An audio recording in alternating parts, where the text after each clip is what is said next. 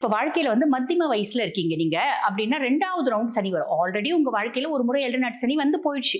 திருப்பி 2வது ரவுண்ட் சனி வருது அப்படின்போது இந்த சனிய என்ன சொல்லுவாங்க அப்படின்னா, பொங்கு சனி அப்படின்னு சொல்லுவாங்க.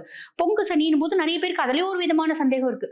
பொங்கு சனி செல்வம் அப்படியே பொங்கி வழியும் அப்படின்னு அப்படியெல்லாம் கிடையாது. பொங்கு சனி அப்படின்னும் போது நமக்கு படிப்பினைகளும், வேதனைகளும், சோதனைகளும் ரொம்பவே கம்மி அப்படின்னு அர்த்தம். காரணம் என்ன? ஆல்ரெடி அவரு நம்ம வாழ்க்கையில ஒரு முறை வந்து விளையாடிட்டு நம்மள செதுக்கிட்டு போயிட்டாரு. இப்ப செதுக்கிறதுக்கு ஒண்ணும் இல்ல. லைட்டா நம்மள பட்டி பாட்டா மட்டும் போதுமானது அப்படின்னு சொல்லலாம். அப்ப பிரச்சனைகள் ரொம்ப கம்மி. ஓகேங்களா?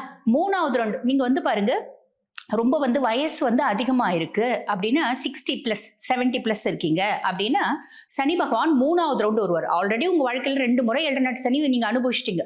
3வது ரவுண்ட் வர்றத வந்து என்ன சொல்லுவாங்கன்னா தங்கு சனி அப்படின்னு சொல்லுவாங்க. ஆக தங்கு சனியா இருக்கீங்க அப்படின்னா அவங்க வந்து பாருங்க ஆரோக்கியத்துல கவனம் அப்படின்றது வச்சுக்கணும். ரொம்ப எளிமையான விஷயம். சனியை பத்தி கவலைப்படணும்ன்ற அவசியம் இல்லை. அதுக்கும் மேல சனி நிறைஞ்ச வந்து பாத்தீங்கன்னா உழைப்பாளி, கடின உழைப்பாளி. நம்ம ஹார்ட் ஒர்க் பண்றோம் அப்படின்னா சனி நம்மள ஒண்ணுமே பண்ண மாட்டாரு.